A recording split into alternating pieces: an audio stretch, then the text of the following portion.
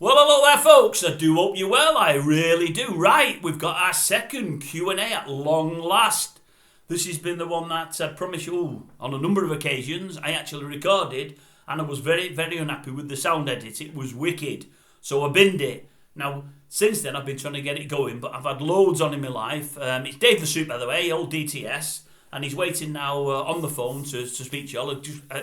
I'll bring him in a couple of minutes, but yeah, I've had loads on, and we've struggled with our diaries to get time to get together. I'd have liked to have done it before you got to know who he was, but it's not a bad thing because now you do know who he is and you're just going to learn a little bit more about him, which I think is a good thing. And you're getting something from a different angle, a different kind of tipster altogether, which is all good. So I say I'll bring him in a couple of minutes. Now what we've done is this, I'm going to be dead honest with you folks. One of the reasons I didn't run the last one isn't just because of the sound edit, which was poor, but I like honesty and transparency. It's also because we did about 10 or 12 questions. They went on forever, and I mean forever. Dave's like me, he can talk. You can hear now, folks, I can talk. Well, we both can. And I think we went on too long. And what we did, we covered a range of subjects. And when I'm listening back, I'm thinking, oh, all we're doing is knocking betting and knocking this and knocking that. Now, there's going to be some of that in today's questions, so don't worry about that. But it looked like we had a real downer on it, and obviously we've not. And when all's said and done, a lot of what I'm doing on my channel now is to do with horse racing, and I'm really keen on it. And obviously what Dave's doing online on YouTube is obviously horse racing tips, so obviously he's keen on it. And I'm thinking, oh my God, we're going to have people turning away in droves thinking I'm not going to bet anymore, and that's not what we're here for. So what we're going to do, we've picked about 10 or 12 questions. We've decided them amongst ourselves, to be honest with you. Dave's had a big input on them, which is good because it gives you... We're asking the questions that Dave thinks when he gives you the answers will manifest themselves in interesting answers. So that's what I'm going to do. And as it turns out, I've got another gentleman lined up that wants to do an interview, which I was going to try to do today as well. Time's going to beat me. I'm going to speak to him early next week and I might get him on board next Monday or Friday. And what I might just do is say to him to listen to this Q&A, listen to the questions, and we might go through the same questions. They could be industry questions. We could anyway. So without further ado, I'll bring Dave to the phone now. Now what we're going to do, folks, we've got 9 or 10 questions, and then Dave's got a little bit to say at the end of them all. We're going to do this in 2 parts. Each part will be about 25-30 minutes. I'm going to put one out tonight, Friday, one out tomorrow, Saturday. And we're going to limit every answer to about 5 minutes. So I've got a watch on, and when we get to 5 minutes on, and if we're approaching that, I'm going to say to Dave, right, let's wrap this one up, Dave. Not in a nasty way, but just so as we can move on and get things going. Right, Dave. Lovely to speak to you again, Dave. We had a minute on the phone just before we came on air. So it's Dave the Suit here. I've got to put the bins on because we've got the questions here. Is there anything you'd like to say first, Dave, or do you want me to just fire the first question? How do you want to do it? Just hello to everyone, and hope everyone's pretty good this week. It's not been the best week for horse racing. But yeah, let's get cracking on with this Q&A. Right. Question 1. YouTube and tipping. Your thoughts on both, Dave, and why you're doing it and why you're here? Well, one of the reasons I was on TikTok, I still am on TikTok, and the format on TikTok is a little bit too quick, and I think the viewers, they just want 20-second hits, which I'm not prepared to do. I mean, it'd just be like putting a list out. Now, I was tipping football, singles, and every week I used to put a little £2 accumulator out, price of a lottery ticket, so to speak. And I thought YouTube, I thought my explanations and sometimes an in-depth approach are better for YouTube and the viewers of YouTube. As regard tipping, I mean, I'm going to do football and horses. I'm doing horses at the moment. It's set up quite well, but the weather and the ground, we just need some consistency, and it's just not happening. I've not put anything out the last couple of days. I was very tempted today with Bath, the 9 o'clock at Bath, but I've left it alone. The favourite's gone odds on, and I've got it between the favourite and one of Holly Doyle's, which I have actually played myself at 10-1. But tipping every day, it's okay. Maybe June, July, August. You just need consistency of the weather, and we've not been getting it. So some of my tips have gone a bit awry, and lacking a bit of consistency. And I could have cried when that tip, well, not tip, I gave it an honourable mention at 25-1 on Sky Bet. And I was a bit gutted that I didn't put it out, and it won at 14s. I had a right go at you over that, Dave, but in a nice way. I look back and I thought, why didn't I put it out? I played myself to small stakes, and I saw the horse run, and I got it marked down as the future winner. It was its first run at the distance, and I thought, yeah, they kept it in behind. It's ran on without too much effort. That's a winner in waiting, and that race was easy enough for it to win. And it won doing handstands, to be honest. I didn't see the race, Dave, but you did say a couple of viewers of yours did bet it, didn't they? You said, yeah, some of them we are. Let me just say, Dave, and we mentioned this when we spoke before, and to the viewers here, as I said, Dave's on the phone here with the speaker, so you'll hear everything he says. I'm just sat here like a melon, just looking at the screen. I've not got the zoom and all that. I probably could, but I don't. It's not the way I roll. Maybe one day I will. Maybe I won't. But from time to time, I'll interject to what Dave's saying, and based on what he said, it's funny you mention the time of year. Well, the time of year is unlike any other. This time of year, it's never happened like I can remember this before. The weather on the whole and the ground is atrocious, isn't it? From day to day, nobody knows what's what. From day to day, we have plenty of tipsters ducking and saying, I'm not going to bother today. Plenty don't know whether it's coming or going. You know, I mean, we have a lot of people that are doing what you've done and missing a couple of days saying, look, we don't trust it, we're concerned about it. So I think that many people are on there tipping and that many people are calling the ground and the state of the ground and how it's changing from day to day. I think we've got to realise that we're not in a normal June, are we? This is not a normal June. This is unlike... I think what's getting me with it is the going descriptions they're putting out are incorrect. Sometimes they did one at Rip and it good to soft, and it was on the firm side of good.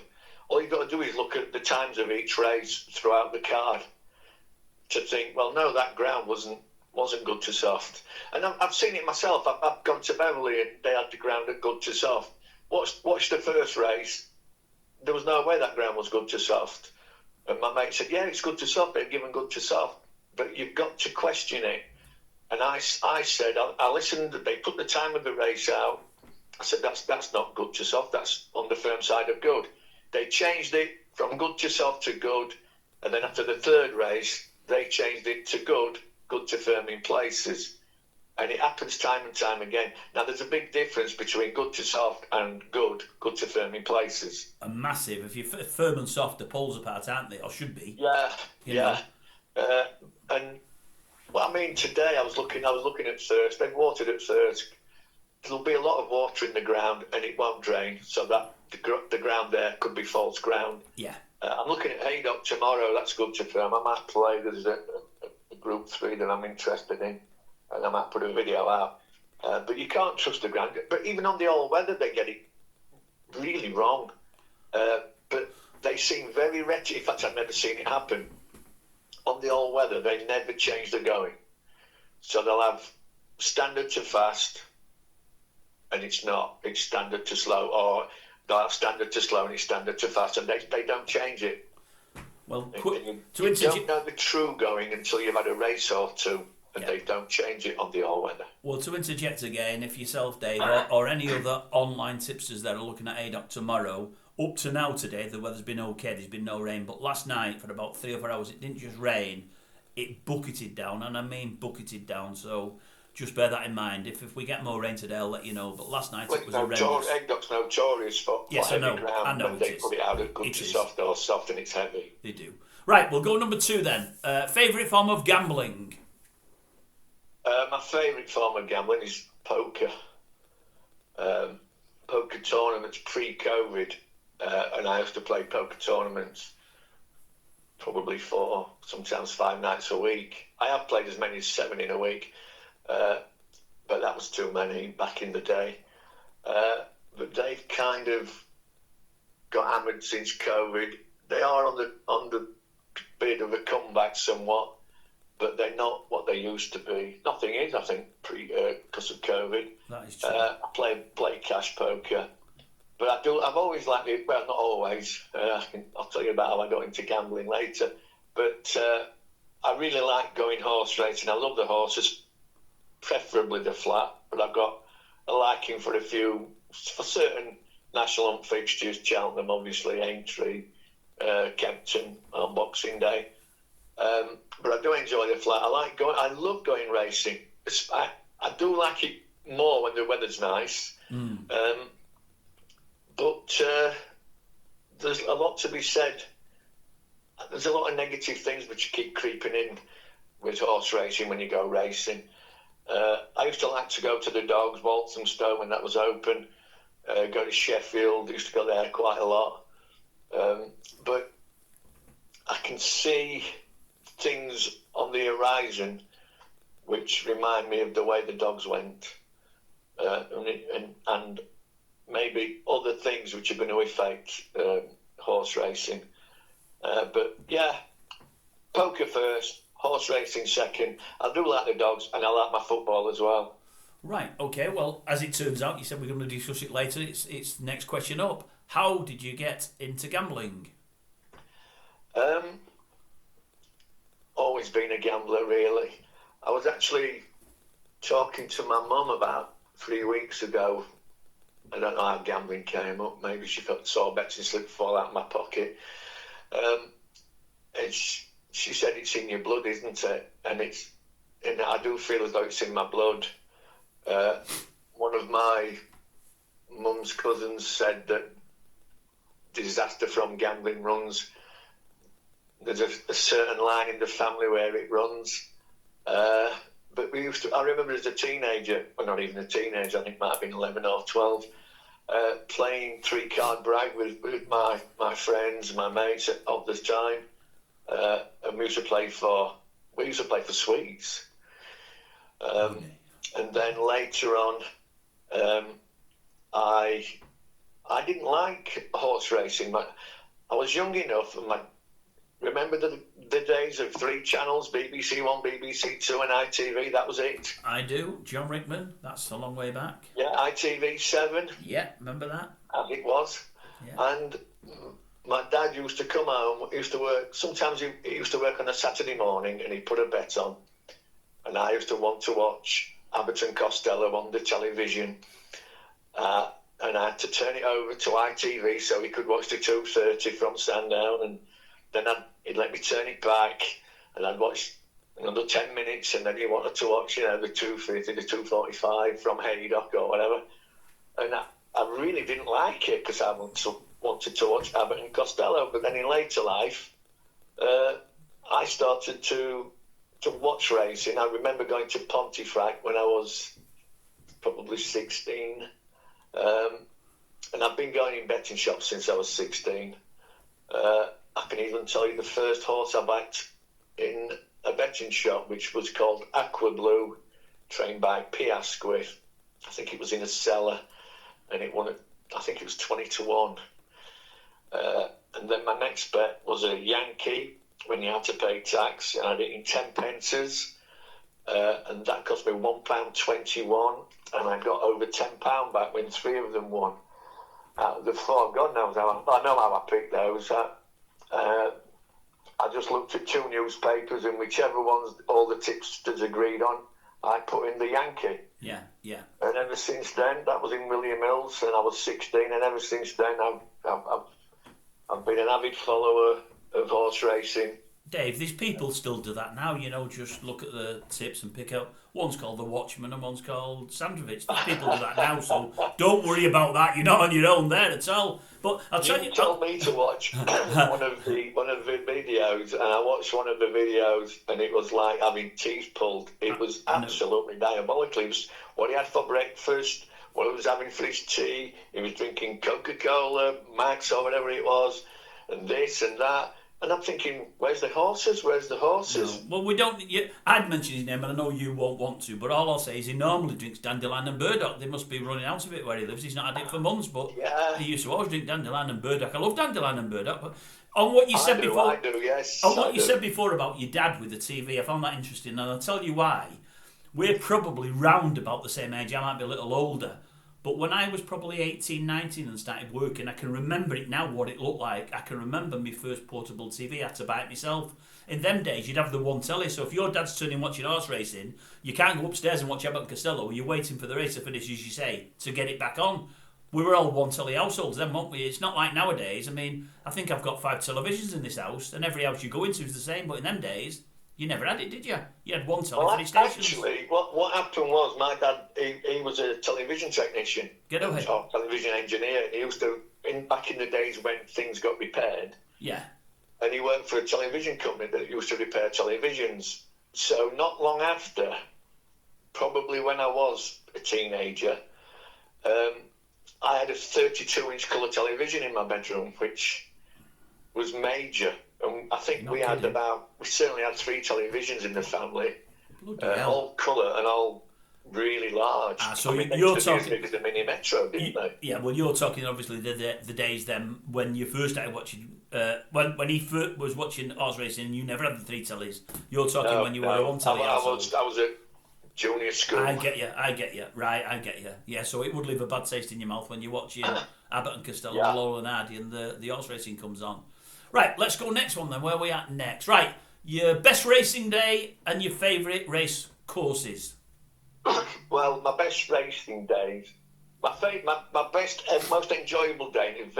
I've got a couple of memorable ones. Royal Ascot, 2011. Got cheap ticket. When I say cheap, we paid £25. Cheap. I think the ticket, it was Ladies' Day, the tickets were 23 quid, but we got a free coach there, free, champagne breakfast and lunch thing. And it was someone who'd organised it, and they got the tickets, got the coaches, booked 2 coaches, and they got about 20 tickets left. And I got offered them by a landlord I know, at 25 quid. I phoned my mate up. I said, I've got these tickets. He was on nights, and he'd only got half a day's holiday left, and he had to fiddle his time card and turn half a day left into a 1 with a pen. They later found out, and he came straight off nights. Yeah. And we got on a coach full of women, just us 2 men, full of women. It stopped at the services on the way. This is Royal Ascot on the way, so that all the women could get changed. And it was raining, and none of the women wanted to leave the coach because it makes their hair frizzy. Yeah. And they all got changed on the coach, and it was rather a nice sight. All these women in the bras, etc. I had a good day at Ascot. I backed Brown Panther. And the last winner, which I think was 20-1, I won a few £100. We came back, all the women were drunk, and coach full of drunk women. There you go. So it was quite an adventure coming back. And then we went to the casino after. My mate had lost £600 at Ascot. We went to the casino after, and by the time I'd bought the Guinness at the bar, he'd gone on the roulette. He'd won all his money back. Get away. And then we just sat in the casino. We had a steak, and we sat in the casino, and at 10 to 6, the bar manager and bar staff came round and said, would you 2 gents be wanting another drink, because we closed the bar at 6 for a few hours. So we had another Guinness, and I think we left at 7:30 in the morning. And we'd been at it a good 24, and he'd been up. I mean, he'd probably been up 48 hours. Good grief. And it was a great day. It was a memorable day. That and my father passed away in 2019, and I just remember going to the Grand National with my dad. I took him probably 10 years earlier, and that was a memorable day. So Ascot's one of my favourite courses, and I do like Pontefract because it's a regular spot that I go, and I do like Brighton. I used to live in Hove. Yeah. I do like Brighton, and I like the track, and a lot of people don't like the track. You get a beautiful view, it's a nice stand, and you can pick winners there. You can pick winners at Pontefract because there's a nice track by us, and you get regular winners there. My least favourite, and people won't like this, I like the course, and I think the quality of racing can be good at times. Yeah. But I've been plenty of times, and I don't like York. I find it pretentious, overcrowded on big days, really overcrowded, more so than any other place I've been, including the Grand National. And I don't like Doncaster. Used to be regulars at Doncaster, and I don't think they're doing it this year, but over the last couple of years, if you went to Doncaster and they got music on, Madness or whatever, you had to pay for the music as well. So to go and watch racing, which is what I want to go, I don't want to watch Madness. I caught them the first time around. Yeah. I don't want to pay £60. Yeah, I agree. And it's extortionate. And we basically stopped going. And the bookmakers, I read in the Racing Post and some online articles, even the bookmakers were complaining that they couldn't make a living hardly. They closed one of the stands on one of the days because not enough people had bought tickets. And you're attracting music lovers. You're not attracting gamblers, which is what the bookies want. That is true. I can appreciate they want to appeal to more people, but I don't think charging the rest of the people £60 and upwards pounds is the right way to go. Now, if you go to Pontefract, I like Pontefract, they put a lot back. They have music nights, but when you get there, you pay the normal price. Some people buy the tickets for the music as well. Yeah. And if then you want to watch the music, you can pay the extra, whatever it is, and you get a little wristband, and you can go and watch the music. You've got a choice, and it should be about a choice, whether or not you stay for the music, whether or not you pay for the music. 100% it should, especially when they keep saying they need to get more people on racecourses.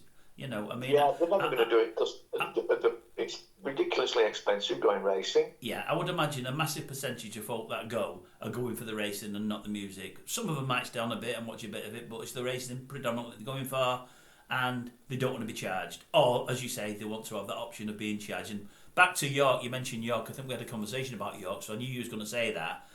I've only been on not a major day. I used to go yearly on the charity day. It's a Saturday in June, funnily enough. I think it's this month. I always seem to remember Sandown and Bath were on at the same time. It might be this weekend, but I don't know if it is. Anyway, it used to be June. And I just hate this thing about having to wear a jacket all the time. I'm always warm. I'm always taking my jacket off, and I've got the chasing me up. Put your jacket on, sir, and I'll walk away, take it off. And it's all day that for 4 or 5 hours. It does my head in. The lads I went with used to love it, laughing at me and whatever else. But there's that many people in there. You're in an upstairs bar. You're in a warm environment. The last thing you want is to be wearing a jacket and they make you wear it. And I'm thinking, it's not even a major day. What have I got to wear a jacket for? But that was just their rules. And I think that's a bit too much as well. I must admit. I think they're living in the past. Yeah, they need to open up more. When you go racing, you've got, even Pontefract has it, you've got a side where you pay extra £10 if you want to go in that side, or the normal stand. And it to me, it harks back to the first, second or third class travel almost. And you're not opening racing up.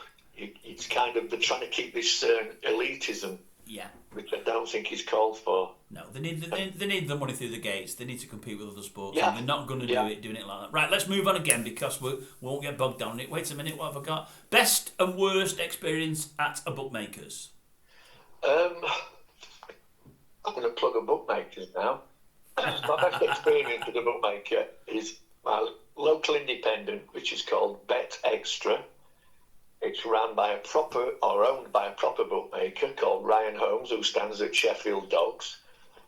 I think he's got 5 or 6 shops: Leeds, Chesterfield, Rotherham, Doncaster, one more somewhere else. Can't remember the other one. And this is, I'll give you an example how you get trapped by a good bookmaker. I'm in there on probably a Friday or a Saturday, and I have a bet, probably let's say 40 each way on a horse at 5 to 1. Yeah. It comes second, the favourite wins the race. So obviously I want £80 back, don't I? Yeah. So I collect my 80. I come home.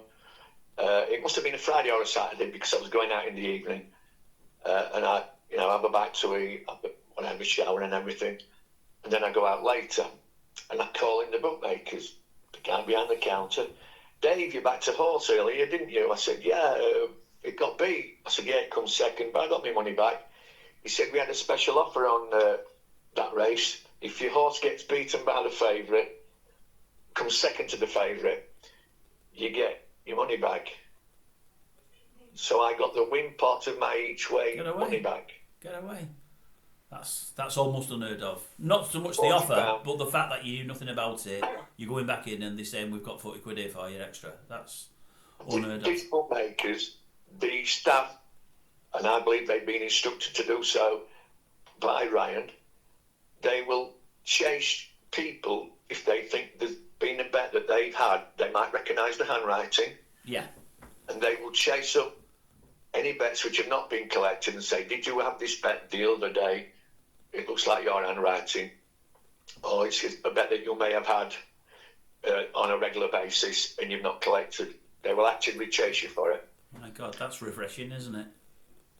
It's absolutely marvellous. And it's an independent bet extra. If you live in any of those towns or cities what I've mentioned, got to be the best high street bookmaker going. They have competitions on, when there's a big meeting on, he'll have a 3-day meeting. He'll have a tipster competition where you tip a horse, and whoever gets the largest return to a £1 stake gets £50 in free bets. Second might get 30, and third will get 20. Do you get that with Ladbrokes and William Mills and Corals and Paddy Power and Betfreds? You don't get anything off any. And as we've discussed on here many times now, you get them so as they'll let you put a bet on, they'll knowing that the race has already gone off, and if you win, you just get your stake back, and if you lose, you was going to lose anyway, so they're winning both ends up. So he is totally the opposite of what we're hearing about the big major bookmakers, totally the opposite, which is, as I say, refreshing, unheard of almost. My worst experience wasn't that bad an experience, but I know people have had the similar experience and not got the money, and I won't tell you what I would have done if I'd not got the money, because it wouldn't be great. I put a bet on at Sandown, and I was behind a guy in the queue, just one person. There was only one person behind the counter. It was a busy day as well, and it was Sandown, and I think it was a 3-mile chase, or a 3-mile 2 chase. It was a long-distance chase. And the guy was collecting a bet and putting one on. Yeah. And what happened was, the person serving, when she was paying him out and taking the money for the bet, she dropped some money where you insert the slip. So he got served okay. Then she was messing about trying to get this 10 pence which had dropped down there. And then I put my bet on. And it was a decent little bet, maybe £50, £100 on a 6-4 shot. And the horse coming to the last came to challenge, and it absolutely hammered the last fence, and I mean hammered, and it lost about 4 lengths. I screwed my tickets up in my hand and I headed straight for the door. And by some miracle, the jockey got it up. Yeah. And it was just unreal. The guy who was in front of me backed the same horse, and we were both cheering it up. Anyway, give it 5 minutes. And he goes to collect, he gets paid, I go to collect. I'm sorry, your bet's void, you're on after the off. And I said, no way. And I wouldn't have worn it. She said, now I don't want to have a go at a young girl. Yeah. So I'll wait for the manager thinking it'll be a man. Anyway, the manager turned out to be a woman, but I knew her when she was a trainee from another shop. Yeah. And she paid me out. And that's the nearest it's happened to me, a bet being voided.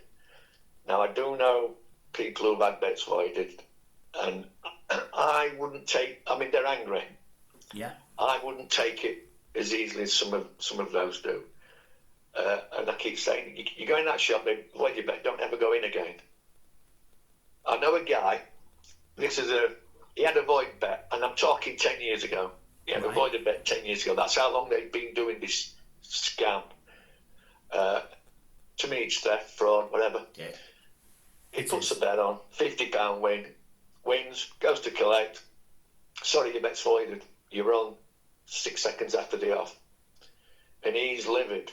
but he takes it. He takes his 50 back. But he's the kind of person, he won't take it on the chin, and I can't blame him, because I wouldn't. So the next day, he goes in, and he asks one of the guys who backs dogs, pick me a dog out that gets out the traps fast. Yeah. And it's got a good chance of winning.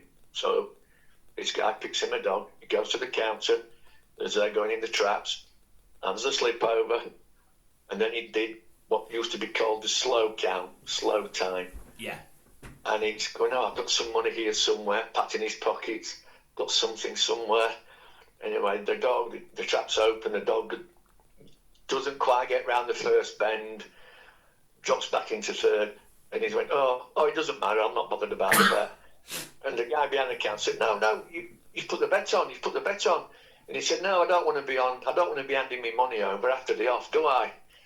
And Dave barred him and said, well, if you don't pay for the bet, you don't come in here ever again. He said, that's all right. It's not like I'm struggling for bookmakers around here.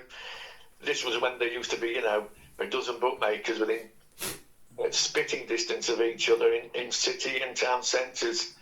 Well, so he got them back, and I can't blame him. That's very clever. I think he's done nothing wrong. I'd have done the same myself, but I think at the end of it, as I was leaving, I'd have said, after yesterday, he did the same to me yesterday. It's not nice, is it? I was leaving here anyway, but I just wanted to do the same back, but I was never going to bet here ever again. You cowboys, because that's what they are. They're thieves, and they're hiding behind a banner. They're allowed to do it. That's the problem. There's no one policing them. They're just allowed to do it, but it's a con. If something happened, someone kicked off, and it went to court. Let's say they smashed the shop up or whatever, in a fit of anger, which I can understand someone doing.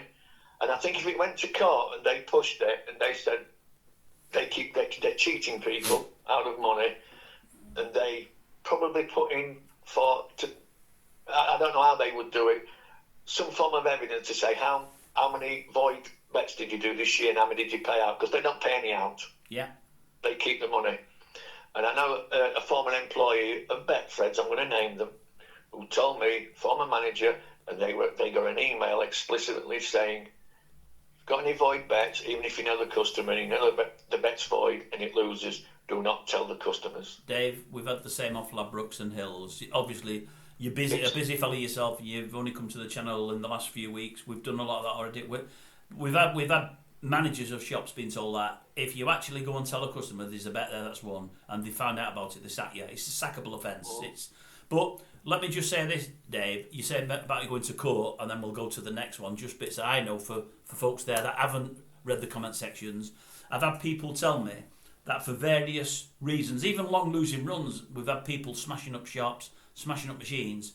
They will take you to court, but if you're a really, really heavy gambler who loses a lot, no problems, it doesn't go to court. They don't take you to court.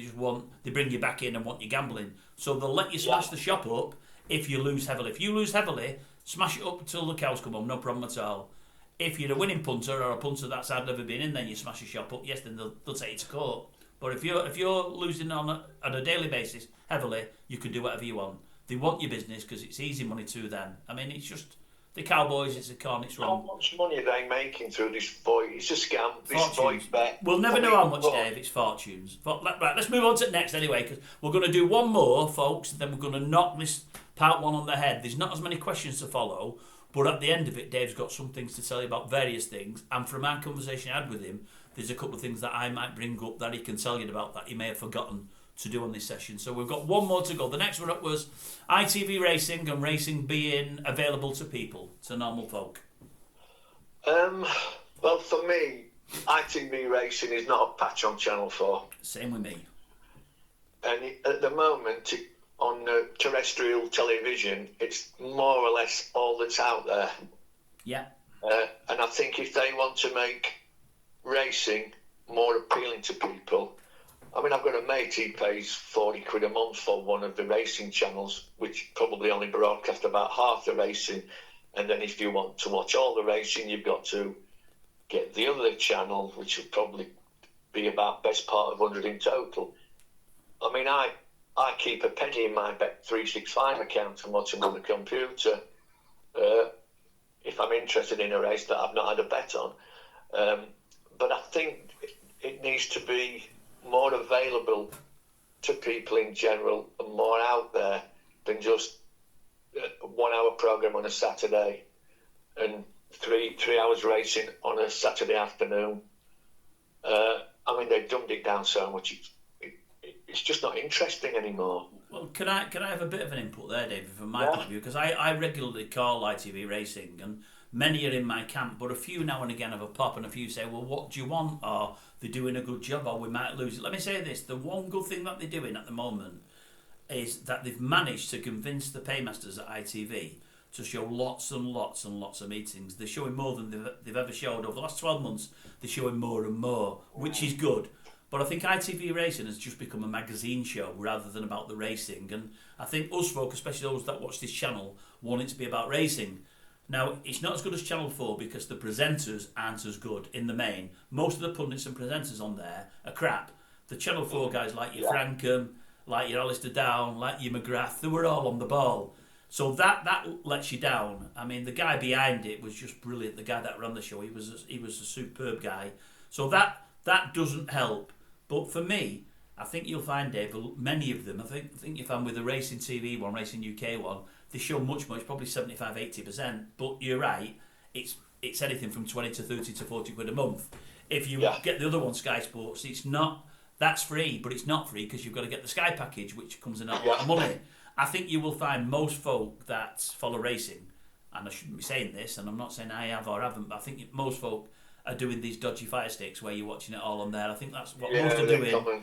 And obviously, if you get caught with them, you're in trouble. But most are doing it because it's a cheap way of watching racing, and you're getting everything on there. And I think that's where people are being drove to. But really, they should find a way to make the Racing UK stuff. I mean, me myself, I very, very, very rarely watch ITV Racing. For all, I comment on it here from time to time. If I'm recording in the afternoon, I'll record ITV Racing and flick through it quickly, and I might see some bits I don't like and some stupid bits, and then I comment on them.